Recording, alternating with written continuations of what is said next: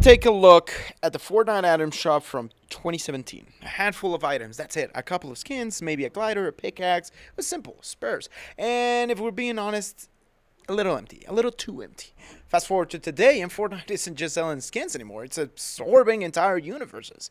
Fortnite's master plan was never just about being the biggest game in the world, it was about becoming the only game in the world. A digital platform so massive it could hold every IP you can even think of. And it all kicked off with just a few small item shop slots.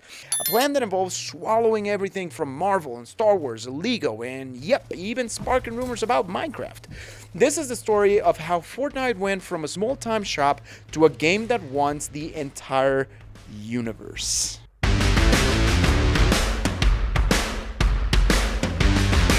Let's rewind the clock way back to 2017, before the Travis Scott concerts, before entire Marvel seasons, before you could get eliminated by Peter Griffin or Homer Simpson. Fortnite was completely different beast. It was made up of two modes: the original co-op survival game, Save the World, and the quickly developed soon-to-be phenomenon, Battle Royale. When Battle Royale first dropped, there was no battle pass, no cars, the map was smaller, emptier, and the item shop was basically a ghost town compared to what we have now. When the very first item shop rotations appeared in late 2017, they featured now iconic skins like Skull Trooper and Ghoul Trooper, alongside a small selections of other cosmetics. For the first few months, this was the norm, just a handful of Epic's own original creations, rotating in and out. The rarest skins from that era, your Renegade Raiders, your Aerial Assault Troopers, aren't rare because they were expensive. They're rare because almost nobody was playing yet, and even fewer were spending money on a free-to-play game that still felt like a weird, cartoony experiment. Back then, the conversation wasn't about what IP was coming next, it was all about the game itself. The thrill was in mastering building, the luck of finding a gold scar, and that pure joy of getting your first victory royale. The shop was really just an afterthought. It was a place for Epic to sell slightly different color versions of the default skins. There was no grand vision, at least not one that was public or to us. The idea that this simple game would one day host a live concert for over 12 million people, or let you swing a lightsaber at Darth Vader while he was talking back to you. Evie, your training is complete. You are adequate. I shall lead this squad. Was complete science fiction. This era is so important because it sets the baseline, sets the tone. It shows us where Fortnite came from, a world of its own, with its own characters, its own style, and a very small item shop. Epic Games had a hit battle royale on their hands, but their ambition was so much bigger. They just needed a spark. They needed to prove that the island could be more than just an island. It could be a stage. The first collaborations, the shift was gradual, and then all at once, Epic Games started testing the waters, dipping a toe into the massive ocean of intellectual property. The very first official collaboration wasn't even a skin, but a limited time mode. In May 2018, to promote Avengers Infinity War, the Infinity Gauntlet LTM dropped. For a limited time, one player could find the gauntlet and turn into Thanos, wielding all of his power. The community went absolutely nuts for the first time. A character from the biggest movie franchise on Earth wasn't just in Fortnite, but you could play as him. This wasn't just a skin, it was a fundamental change to the gameplay. It was a total game changer. Epic saw the hype, they saw the engagement, and they started putting the pieces together. The collab started to trickle in. We got NFL skins in November 2018. Letting players rep their favorite teams. We saw a tiny blink and you'll miss it crossover with Wreck-It Ralph at Risky Reels. And then in February 2019, everything changed. The Marshmello concert. This was the moment Epic proved Fortnite could be a venue, a destination, a social hub. Over 10 million players logged in at the same time to watch a live interactive virtual concert. It was a record-breaking number at the time. Marshmello became the first real-life person to get an Icon Series skin. This event wasn't just about selling a cosmetic, it was about selling an experience. It proved that Fortnite could pull in a global audience for something that had nothing to do with fighting, a key pillar for the metaverse they wanted to build. The floodgates were starting to creak open. In Season 9, we got an official John Wick skin, making the community's Reaper meme a licensed reality. We got a Stranger Things crossover with portals from the Upside Down, opening up at the Mega Mall. We even got a crossover with the Jordan brand, complete with its own LTM. Each of these was a test. Can we bring in a movie character? Yes. Can we do pro sports? Yes. Can we host a live concert? A massive absolute Absolutely flipping yes. Can we do fashion and celebrities? Of course. But these were all just one-off events. They were visitors to the island. Epic's next move was to prove that an entire universe could make the island its permanent home. This was a point of no return. The moment of collaborations went from being a fun little extra for the main event of Fortnite's identity. That moment was Chapter 2, Season 4, Fight Me On It, The Nexus War. Announced in August 2020, this wasn't just a skin or an LTM. This was an entire season dedicated to Marvel. The Battle Pass was almost entirely filled with Marvel heroes and villains.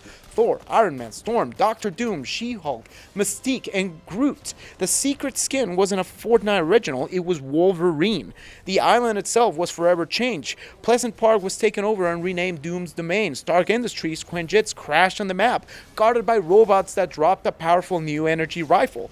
The Spawn Island was even replaced with a shield helicarrier. Gameplay was fundamentally altered. You could get mythic abilities like Doctor Doom's arcane gauntlets or Groot's bramble shield. The whole story of the season was about the Marvel heroes being pulled to the Fortnite island to help fight off Galactus, the devourer of worlds. It all led up to one of the biggest live events in the game history, where over 15.3 million concurrent players fought alongside Iron Man and Thor to stop Galactus in a mind-blowing interactive battle. The Nexus War was a proof of concept for Epic's grand vision. It proved that Fortnite could do more than just borrow a character, it could absorb their entire universe. For 3 months, Fortnite was Marvel, the lore, the characters, the places, the items. It was a total takeover. It was madness in the best possible way, and it was a massive success. Player numbers shot up, and the money from selling countless other Marvel skins in the item shop was huge.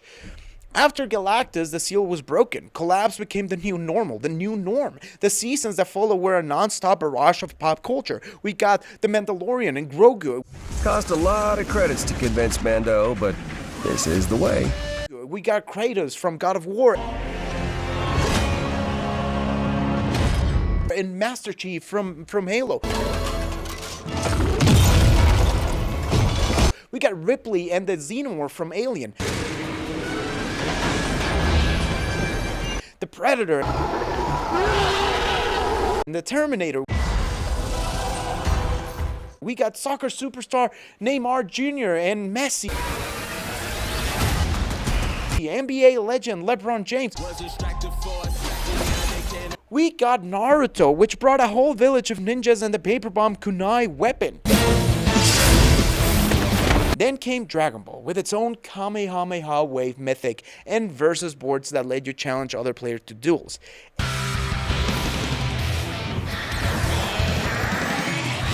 But as the item shop tabs kept multiplying and the number of crossovers became almost impossible to keep track of, a new feeling started to bubble up: collab fatigue. Some players felt the game was losing its original identity, getting buried under a mountain of branded content. The item shop, once so simple, had become an endless scroll. But Epic Games wasn't pumping the brakes, they were just getting warmed up, weren't they?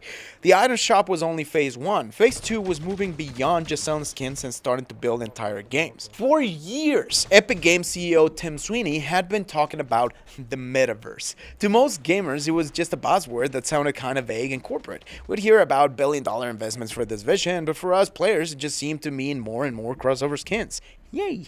That all changed in December 2023 though. In a single massive update, Epic launched not 1, not 2, but 3 brand new games inside of Fortnite. First, there was LEGO Fortnite. This wasn't just a new location or a skin, it was an entire survival crafting game with a LEGO art style designed to compete with games like Minecraft and Valheim. You could explore a giant, procedurally generated world, gather resources, build awesome villages, and fight off LEGO skeletons. And just like that, your whole locker of Fortnite skins was transformed into adorable LEGO minifigure versions of themselves. Then came Rocket Racing, a full-on arcade racer made by Zionics, the same people who made Rocket League. You could take the car bodies you bought in the Fortnite shop, trick them out, and race on a growing list of wild high-speed tracks. And finally, there was a Fortnite Festival, a rhythm game made by Harmonix, the studio behind Rock Band. You could hit the stage as your favorite icon skin, like The Weeknd or Lady Gaga, and jam out to licensed tracks on guitar, bass, drums, or vocals. This was the moment the whole Metaverse strategy finally clicked for millions of players. It wasn't about just looking like another character anymore. It was about taking your unique identity, your collection of skins and emotes that you spend years and maybe hundreds of dollars on carrying with you across totally different gaming experiences. You could be Spider-Man in a battle royale, then switch over to a LEGO Spider-Man to work on your village, then hop into a race as a Spider-Man in a sports spider car, and then the night on stage as Spider-Man playing the spider drums. It honestly kind of brilliant. Epic spent years building a player base of hundreds of millions and getting them invested in a digital locker full of cool stuff. They used crossovers to make that locker a bottomless toy box of pop culture. And now, they're building the digital theme park where you can actually play with all those toys. Battle Royale was just the first ride. Now there's a Legoland, a racetrack, and a concert hall. Epic was no longer just collaborating with other brands. They were collaborating with entire genres of gaming. This is the future Epic is building, a universe of universes. If the Marvel season was the tipping point for skins and the triple game launch was the dawn of the Metaverse, then 2024 was the year the master plan was laid out for everyone to see.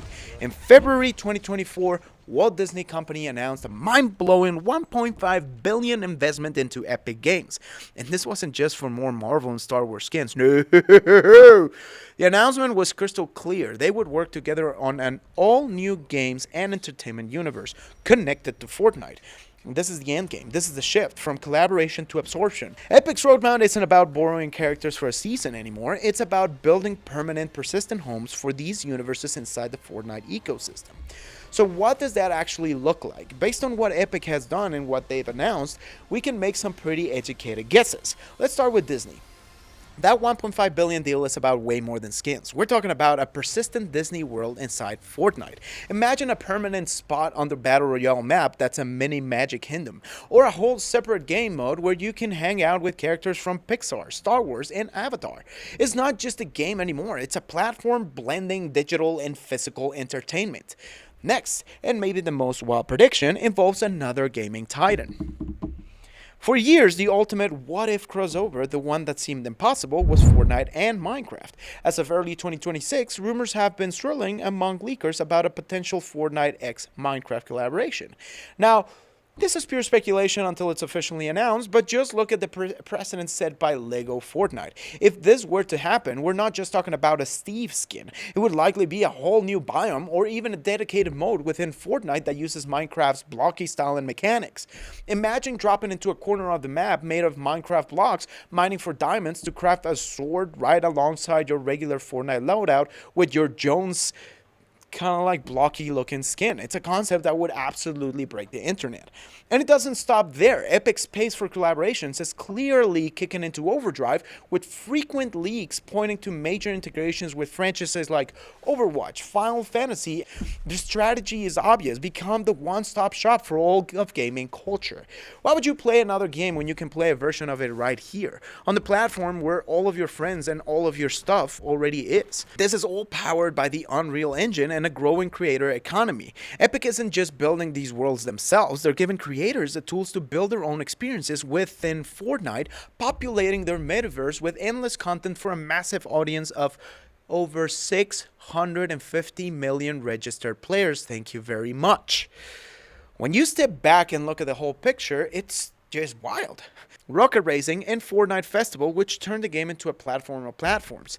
And now we're on the edge of a future where Disney builds a digital theme park inside Fortnite, and where even the blocky world of Minecraft could get pulled into the 0 point. Fortnite's master plan was never just about selling a skin of our favorite characters. It was about using those characters as a Trojan horse to get us hooked on their ecosystem. They built the ultimate digital toy box, and now they're building a universe of sandboxes for us to play in. They're creating a platform so sticky, so all-encompassing, that logging off feels like logging off the internet itself. Epic isn't just collaborating anymore, they're conquering. And they're building a reality where every piece of entertainment, every game, and every character has a home on their island. They're building the one game to rule them all. What universe do you think will be the next to get completely absorbed into the Fortnite metaverse? I would love to know. Let me know your wildest predictions in the comment below. And if you enjoy this journey through Fortnite's past, present, and future, make sure to subscribe for more deep dives into the world of gaming.